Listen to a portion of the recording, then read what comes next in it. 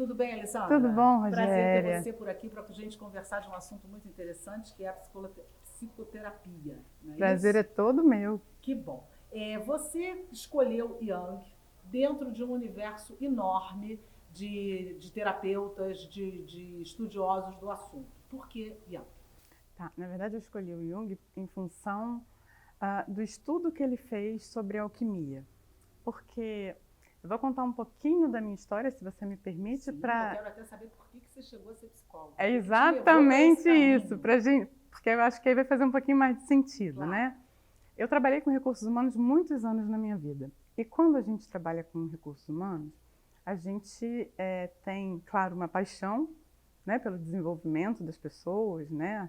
O pressuposto seria Claro. esse, né? A gente quer contribuir para que as pessoas possam fazer carreiras que tragam felicidade, que tragam realização, né? E eu fui percebendo que as pessoas investiam muito em formação técnica, né? Cursos que fossem importantes ou priorizavam muito as instituições de ensino por onde eles buscavam essas especializações, mas que, na verdade, lá no fundinho, o que atrapalhava a ascensão profissional era uma questão comportamental. E isso foi me encantando ao longo do tempo. Então, eu fui me especializando nessa área de gestão de pessoas, na parte de desenvolvimento, gestão de carreira, para entender um pouco disso, né? A minha primeira formação é administração, então A psicologia veio depois. veio depois. Então ela veio no meio desse processo, porque eu fui ficando tão encantada com isso que eu falei, bom, vou precisar estudar comportamento para entender melhor como é que isso funciona, né? Então, durante esse processo eu fui trazendo ferramentas de psicologia, algumas agregando inclusive a própria organização, né, para que eles pudessem ter essa base e buscar o autoconhecimento. Mas eu me encantei tanto que eu falei, quer saber, agora eu quero trabalhar só com isso. Né? Não quero mais saber da parte burocrática dos recursos humanos, então eu vou trabalhar só com isso. E fiz uma migração. Família ou alguém que já se Não. de terapia? Não, disso. ninguém. Você que começou mesmo Foi paixão por comportamento. Exatamente, exatamente. E aí eu vim fazendo essa migração, fui buscando várias ferramentas, não só da psicologia tradicional, né, mas fui estudar análise transacional, fui estudar como é que faz leitura de memória celular, o que tem no bloqueio, o que gera o bloqueio nas pessoas, né? Como que esse sistema de crenças que está lá no inconsciente atrapalha tanto no dia a dia, já que a intenção é de ir para um lugar e o movimento acaba sendo antagônico, né? Então, eu fui buscando ferramentas para isso, né? Você atua em diferentes áreas, como eu falei aqui, por exemplo, neurolinguística, biopsicologia, análise transacional. Existe um ponto comum entre essas especificidades? O que eu busquei com tudo isso foram diferentes olhares e entender o que cada olhar capturava, né, a partir daquilo que eu estava buscando, né, de entender esse comportamento. E eu fui buscando um pouquinho de cada coisa para montar. Eu costumo dizer que eu fiz um caleidoscópio, né? Fui pegando pecinhas de cores diferentes, de lugares diferentes, que faziam sentido para mim, porque precisa fazer um sentido, né? E a partir disso, com o tempo e com o exercício do consultório, né, no dia a dia da psicoterapia, aí eu fui formatando um trabalho, que nem era essa a minha intenção, mas eu acabei formatando um trabalho que hoje é registrado, né? Que chama Sanakai, que é a Sanakai Psicoterapia. Né? Então, na verdade, eu acho que você me perguntou o que todas as abordagens têm em comum. Eu acho que o que tem em comum... Se elas têm alguma coisa em comum, na verdade, eu acho que o que tem em comum é esse desejo de ajudar o ser humano a estar bem com ele mesmo. Isso é o que é comum em todas elas, né? Agora, e as pessoas têm interesse em se autoconhecer? Você percebe isso, por exemplo, no mundo corporativo? Uhum. Porque é diferente até da pessoa que procura uma terapia. É completamente diferente. Infelizmente, no dia a dia, existem duas formas de a gente buscar esse autoconhecimento, né? Quando a gente tem um desejo muito grande de se descobrir e saber quem é, e aí saber para onde esse potencial pode levar a gente em todos os aspectos da vida, né? Ou as dificuldades da vida levarem a gente para um consultório. O que é muito comum é que as dificuldades tragam para um consultório, né? As pessoas espontaneamente procuram menos. Não é que não procurem, mas procuram menos. Sim, sim. A psicologia, ela hoje é um campo muito próximo mais das pessoas. Ela não está mais naquele lugar tão distante, né, como era há décadas atrás. Poucas pessoas faziam terapia. Hoje é mais comum. No entanto, a gente ainda percebe isso nas classes mais culturalmente mais favorecidas, socialmente mais favorecidas. Né? O que você acha que ainda poderia ser feito para que esse caminho seja encurtado, inclusive do ponto de vista do conhecimento? Eu acho... É interessante, porque esse é um dos aspectos até que eu falo no livro, né? Eu acho que esse preconceito, eu vou chamar de preconceito, porque ainda existe um preconceito, ainda existe aquela ideia de que, não, eu só vou ao psicólogo se eu tiver algum problema, né? E eu acho que o que a gente pode estar fazendo, e essa é a minha ideia enquanto projeto, tanto no consultório como no livro, ou nos cursos que eu dou, é ajudar as pessoas a perceberem o quanto elas precisam aceitar quem são. O quanto a gente precisa quebrar os paradigmas de que eu preciso estar num lugar idealizado, seja pela sociedade, seja pela família, né? Porque as castrações vêm daí. Eu acho que o processo de educação é a base que pode fazer com que a gente mude essa mentalidade. Porque a gente é educado pensando que a gente tem que deixar de ser quem somos para ser alguém um dia na vida.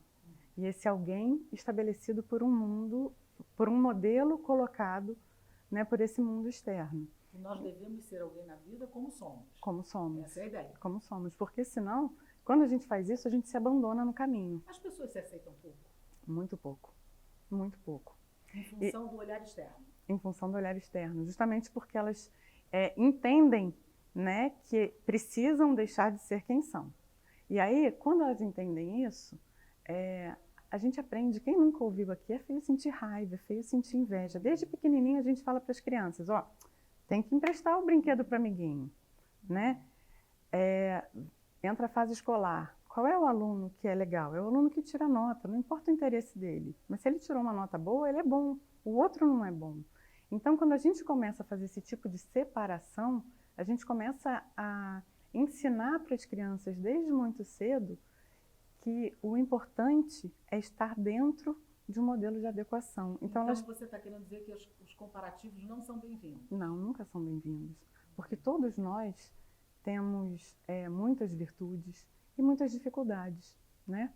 Se a gente for olhar para o que hoje a física fala, né, por exemplo, né, que a menor parte contém informação do todo, se a gente pensar isso em termos de criação, se na menor parte tem essa totalidade, o que acontece? Ainda que eu tente jogar algo para fora de mim, isso que é para fora retorna também para dentro. Então não tem como a gente ter uma vida onde não caiba a raiva, não caiba a inveja, não caiba a tristeza, como alegria e amor, e precisam ser tratados. Seria isso? Seria isso. Precisam ser encarados não como algo feio, né? Sim. Por exemplo, você acabou de dizer, até porque somos indivíduos, é que você está falando que pode ser ruim para mim, pode ser bom para você. Claro. Eu posso potencializar mais isso, você mais aquilo, né? E a aceitação passa nesse processo, né? O ser humano, por essência, ele é muito conflituoso. Né? Nós temos conflitos a resolver, está aí a psicologia para nos ajudar. Quais são os tipos de conflitos mais comuns que você encontra? Pois é interessante porque todo mundo que chega no consultório chega com alguma queixa. Então, se ele vai falar, por exemplo, se a queixa dele é a depressão, ou se é a ansiedade, ou se é uma dificuldade de relacionamento. Relacionamento é o concurso, né? Em todos os aspectos, não só relacionamento a dois, como relacionamento na vida. E por que o relacionamento é o concurso, né? E acaba tendo como base de tantas outras queixas. Porque a gente não aprendeu a relacionar com a gente mesmo. A gente não aprendeu a se relacionar com essa totalidade que somos. Então, o que eu faço com aquilo que eu não gosto em mim? Eu aprendo que eu tenho que esconder. Não posso mostrar para o outro, porque se o outro não gostar, ele vai me rejeitar. Então, a gente vive com esse medo. E esse medo da rejeição vai fazendo com que a gente fuja da gente. E nesse modelo, a gente começa a se sentir culpado cada vez que a gente não atinge a expectativa de alguém. Mas a nossa vida não pode ser pautada em atingir a expectativa de ninguém. A gente tem que expandir na vida a partir de um desejo próprio, a partir de uma integração de todas as forças que eu tenho, né? A gente tem um instinto, a gente tem um coração, a gente tem a mente. Como é que eu faço para integrar essas 3 forças na ação no meu dia a dia? Então, na verdade, a gente tem esses 4 pilarezinhos, né? Sentimento, mente, instinto e a parte da ação. Então, muitas vezes a gente tende a... Deixa eu deixar o instinto para lá, até porque as religiões às vezes falam muito disso, né? Que ela é menos importante do que o mental, ou menos importante do que o coração. E, na verdade, todos têm a sua importância, né? O nosso cérebro, ele tem 3 partezinhas. Tem o reptiliano, né, que é responsável pelos instintos. Tem o sistema límbico, que vai para o lado emocional. Tem o neocórtex, que vai falar da nossa razão, né?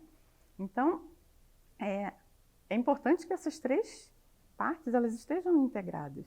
Mas a gente aprende que não é muito assim, né? Que a gente tem que... A razão, ela tem sempre que predominar sobre todas as outras. Na verdade, ela tem que sincronizar. Existe uma diferença nisso. Verdade. Mas nós vivemos em relacionamento. Sim. Em diferentes níveis, em diferentes camadas e possibilidades. E a gente precisa se conhecer, como você está falando, e saber quem somos para nos relacionarmos. Mas se você, por exemplo... Eu estou te fazendo essa pergunta para ficar claro para quem nos ouve. Por exemplo, você é uma pessoa muito raivosa, uma pessoa não sei o quê. Você tem que aprender a conviver com isso para também não entrar no universo do outro. Porque se você quiser ser só aceito como você é, porque você se conhece, como é que você vai se relacionar? Como é que fica essa questão? Porque na verdade, quando a gente não entra em contato com aquilo que a gente não gosta na gente, esse traço, ele tende a fazer uma pressão na gente, justamente porque ele está castrado aqui dentro, não tem espaço, e aí a gente não consegue gerir, porque a gente só gere aquilo que a gente faz contato. Então, a grande questão não é fingir que não tem raiva, é eu poder conversar com essa raiva. Vem cá, olha a raiva, eu estou te entendendo aqui. Se existe raiva, existe ameaça. Não existe raiva sem ameaça. Eu estou entendendo você porque eu me senti ameaçado em tal aspecto. Então, nesse aspecto eu sou inseguro. Então, eu vou começar a conversar com esse meu aspecto de insegurança, que é a base dessa ameaça que vai gerar raiva. Então, isso é diferente de eu dizer, eu não posso sentir, né? E nem assim, olha, eu vou sentir que se dane o outro, porque a gente não está falando disso. Porque tem uma coisa muito importante, né, Rogéria, que eu acho que são os limites, né? E quando a gente perde a borda, nossa, a gente não tem noção da borda do outro. E a gente perde a nossa borda quando a gente se desfaz em função daquilo que esperam da gente. Então, a gente precisa reconstruir essa borda. E a vida correspondendo à expectativa o tempo todo, ela se torna cansativa. Pesada, claro. Né? Você carrega um peso que você não tem que carregar, porque você tem que corresponder em primeiro lugar às suas expectativas. Né? Você precisa ser livre para isso. Os aspectos emocionais, eles podem limitar ou estimular a vida profissional de alguém? Sempre, sempre. Porque a forma como eu vejo o mundo, ela acontece a partir de uma lente que a gente desenvolve durante toda a nossa vida, né? E essa lente vai fazer com que a gente veja uma situação, por exemplo, nós duas aqui. Pode ser que a gente olhe para uma situação e você tenha uma interpretação dela completamente diferente de mim. Provavelmente, né? Teríamos algumas diferenças.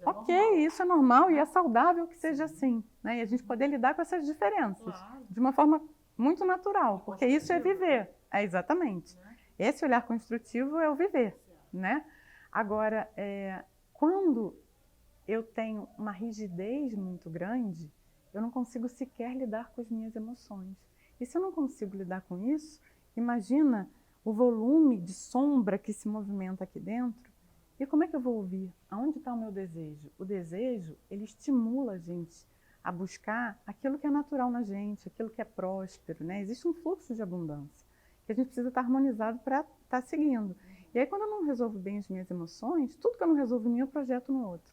Aí eu vou projetar isso no líder, eu vou projetar isso, se ele é líder, no liderado, ou no colega de trabalho. Então, as emoções, elas são extremamente importantes de serem geridas para que a gente possa ser próspero em qualquer área da vida, né? Você está gostando do nosso papo? Então se inscreve no nosso canal, dá o like, ativa lá o sininho para você ficar sabendo tudo que está acontecendo aqui. Não está ótimo esse papo aqui do autoconhecimento? Então, se inscreve no nosso canal, Rogéria Gomes Entrevista. O autoconhecimento, Alessandra, ele é realmente sofrível Não precisa. Ou é isso que eu ia te falar, ou ele não precisa ser tão sofrível assim como reza a lenda. Não precisa, né? Porque, pois é, esse abandono que a gente faz de si gera uma culpa muito grande. A gente acaba querendo se libertar dessa culpa através de um padrão de sacrifício e escassez. E isso também é um outro assunto, inclusive, muito comum em consultório, sabe, Rogério? A escassez, né? Como eu faço para ser mais abundante? Por que eu não tenho dinheiro? Por que minhas relações não dão certas, né? Então, a gente traz esse padrão e a gente acha, como a culpa está incutida nesse nível tão profundo, a gente acha que tudo tem que ser sofrível, inclusive o encontro com a gente mesmo. E não precisa. Pode não ser. Pode não ser. É claro que, muitas vezes, a dor estimula a pessoa a buscar esse conhecimento, né? Agora, à medida em que eu começo a fazer essa busca, por que eu tenho que sofrer? Não significa que seja fácil, porque a gente lidar com as nossas sombras, isso não é uma atividade fácil, mas eu posso fazer isso de uma forma muito mais saborosa, né, do que angustiante. Você, como eu disse no início, criou um método específico que é o Sanakai, tá certo? Sanakai. Psicoterapia, não é isso? O que exatamente constitui esse método? Então, o Sanakai, ele é um método de alquimia psíquica. E aí eu vou te falar por que eu busquei a alquimia, né? Quando a gente pensa em alquimia, a gente vai lá atrás, na antiguidade, a gente vai lembrar que a alquimia naquela época, o que se fazia? Os alquimistas, eles buscavam transformar metal menos nobre em ouro, né? Uma outra linha buscava o elixir da vida eterna. E seja buscando a riqueza ou buscando o elixir da vida eterna, o que a gente espera com isso? O que estava por trás disso? A grande angústia do homem. Qual é a grande angústia? É o medo da perda. O medo da perda de saúde, o medo da perda do dinheiro, o medo da perda da vida. Então a gente tem medo da morte.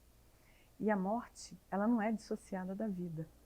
Ao contrário. Ao contrário. É a única certeza que se tem ao longo da vida. A gente Exatamente. não tem certeza de mais nada. Só que um dia a finitude chega para todos. Exatamente. E aí a gente vai transportando isso para tudo que é fim. Eu tenho medo de qualquer transformação, né? Eu desejo me expandir profissionalmente, mas eu tenho medo de arriscar, porque aqui eu estou na minha zona de conforto e se eu perco isso, né? E esse mundo da dualidade, estabilidade, instabilidade, né? Morte, vida, encontro, despedida, isso dói, né? E a alquimia, ela vai mostrando, que é muito interessante, porque ela tem esse lema, né, de solve e coagula, solve, coagula, solve, coagula. E o que se busca com isso? Chegar lá naquela parte primária de tudo, de onde surge a vida, onde a gente pode renascer, onde a gente pode renovar. Por isso, inclusive, respondendo uma pergunta que você me fez lá atrás, eu busquei o Jung, né, estudar o Jung por conta disso, né, porque ele, nos estudos dele, que ele dedicou também à alquimia, ele percebeu que num laboratório a gente busca não só a transformação da matéria, mas a transformação da consciência, a expansão da consciência. E a partir dessa expansão de consciência, a gente pode criar, transformar, a gente pode entrar nessa abundância que é o viver. Se conhecer nos faz melhores na prática. Sempre, isso? Muito. E nas nossas relações. E nas nossas relações, sempre. Voltando ao mundo corporativo que você ficou por muitos anos, como é que você conseguia trazer essa realidade para aquele universo que não parece tão palatável, tão aberto por exemplo, a esses conceitos da psicologia? Esse é um grande desafio, porque eu acho, quando a gente pensa em organização, não dá para a gente pensar em organização como um ser burocrático, porque ele é formado de pessoas, claro, né? Então, existem algumas pontes que a gente precisa fazer entre o universo organizacional e entre a nossa vida pessoal. Sim. Então, eu acho que essa primeira ponte que acontece é a ponte dos valores. É muito importante que cada empresa busque, para formar o seu quadro, pessoas que tenham valores compatíveis aos valores da organização. Né? Porque as organizações têm valores diferentes, claro, e as pessoas têm valores diferentes. Então, quando a gente tem essa coerência, fica mais fluido essa convivência. A partir daí, a gente tem também a ponte dos resultados, né? A gente precisa dessa relação ser uma relação ganha-ganha, né? A organização, claro, ela visa lá os lucros dela, sim, e quem está trabalhando nela, ela tem que também, é a ponte da matéria, né? E a gente tem aí, no meio disso tudo, a ponte do coração, que é a ponte dos relacionamentos. Então, a gente tem que fazer o máximo possível para que o clima organizacional, a gente tem várias ferramentas para isso, né? Para que o clima organizacional seja favorável, para que se tenha uma qualidade de vida, para que, acima de tudo, se tenha um respeito por aquilo que cada indivíduo é, independente dele servir um café, dele fazer uma atividade burocrática, dele ir para um serviço de rua, ser o presidente da empresa, né? Durante o período que você trabalhou dentro dessa área, você teve algum caso curioso que foi assim super, que você pôde acompanhar e foi um caso que teve um sucesso na relação ou no dia a dia, que você pegou um conflito e aquilo deu certo? Ai, a gente tem um monte de casos, Conta né, Rogério? Que você Rogério? possa contar, assim, tenha sido uma experiência marcante para você.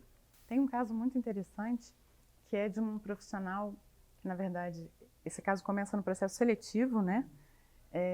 Ele busca se candidatar a uma vaga de liderança, né? E o RH, ele é essa área que faz a intermediação entre o candidato e o líder da área, né? Mas até chegar no líder a gente tem toda uma conversa, né? Tem toda uma pré-seleção.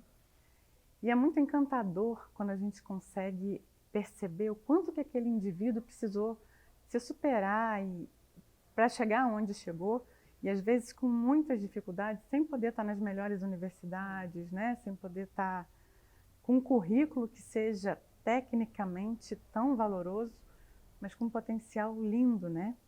E esse caso não era um currículo brilhante, mas o potencial dele era enorme, e a gente teve um desafio aí para enfrentar, que era a parte da aparência, porque ele tinha tatuagens, ele usava brinco, né?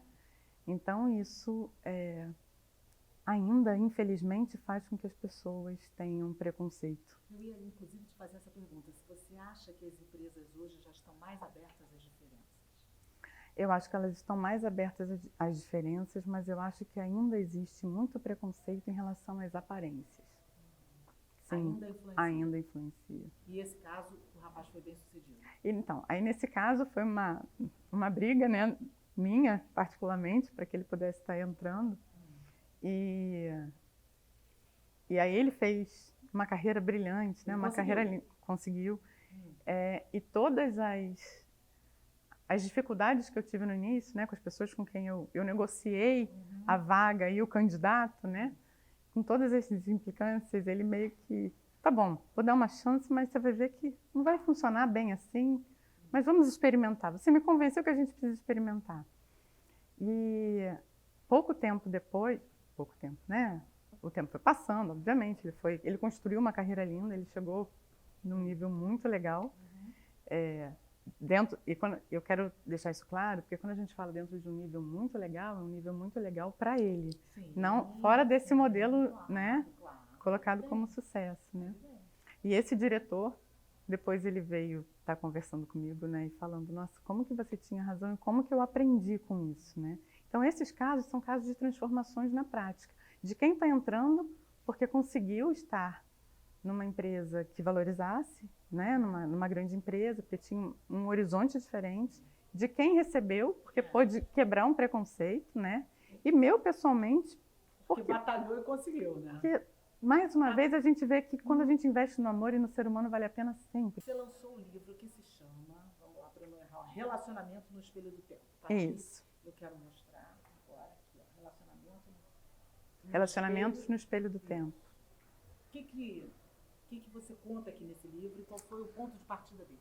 Então, o que eu comecei a perceber, tanto nas empresas, né, que foi o que me fez migrar para o consultório, como no consultório, a grande questão de todo mundo é a dificuldade de se relacionar, em primeiro lugar, com eles mesmos. Então, a gente vai estar sempre falando dessa relação da gente com a gente. Então, quando eu comecei a escrever o livro, a minha proposta era justamente que a gente pudesse ter um olhar mais amoroso sobre nós mesmos, porque a gente fala muito de transformação do mundo, de querer um mundo melhor, e a gente não vai ter um mundo melhor se essa melhora não começar pela gente. A gente olha para o outro e quer ajudar o outro, mas até que ponto a gente esse olhar mais amoroso significa também você compreender melhor o outro como ele é? Seria mais ou menos esse caminho? Essa é a consequência. Porque eu só consigo fazer isso quando eu me compreendo e me aceito melhor. A grande dificuldade com o outro é o julgamento que se estabelece entre uma pessoa e a outra.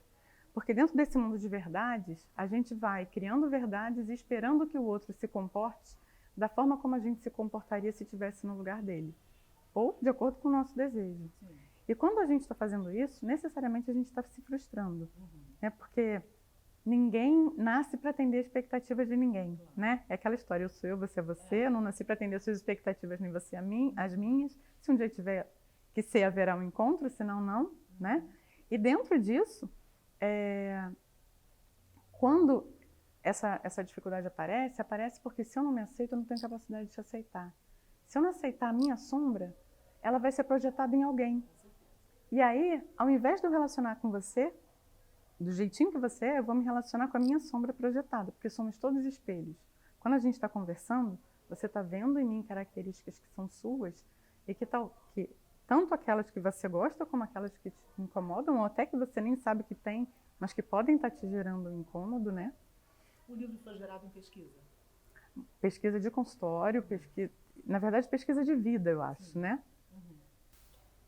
Qual toque que você daria, um toque, assim, para alguém começar o início do autoconhecimento? Eu acho que o toque para o início do autoconhecimento é a gente perceber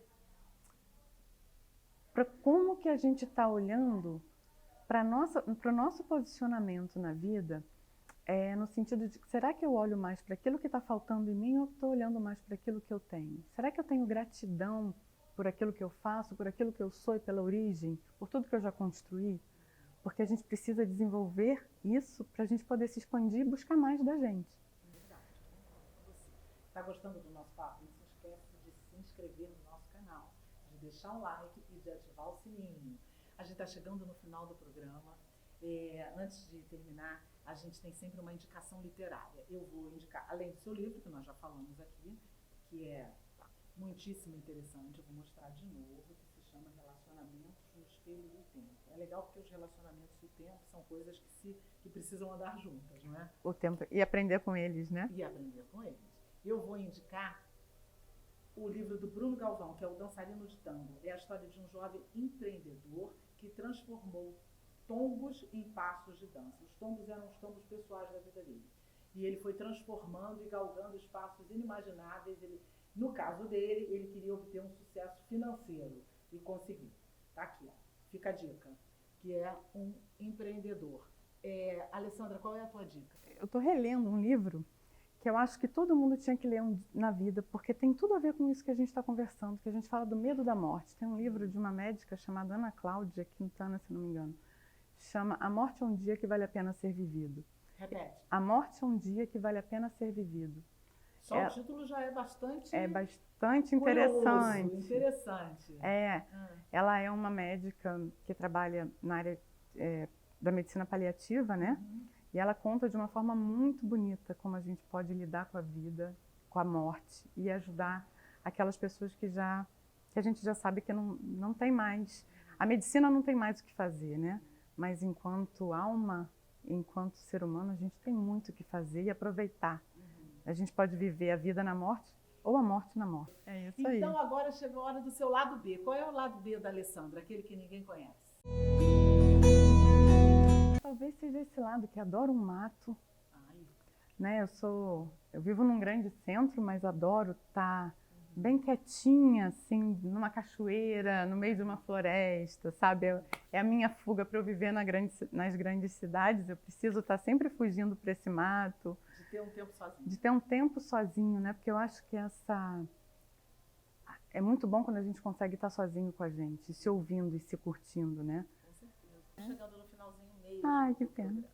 O seu aplauso vai para quê ou vai para quem?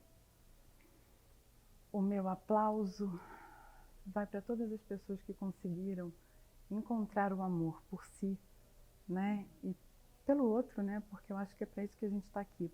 Meu aplauso vai para todas as pessoas que encaram a vida como uma oportunidade de experiência, de encontros e de descobertas.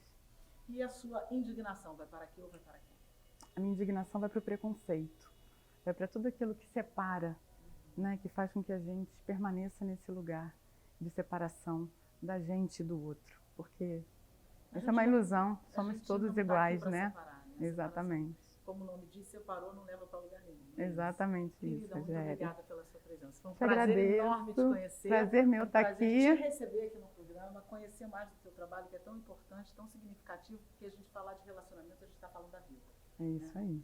Obrigada mesmo, sucesso. Obrigada a você, empreitada, tá muito bom? obrigada. Para você que ficou com a gente até aqui, super obrigada. Muito bom ter você aí curtindo a gente toda semana. Se inscreve no canal, dá um like, divulga e ativa o sininho. Até o próximo.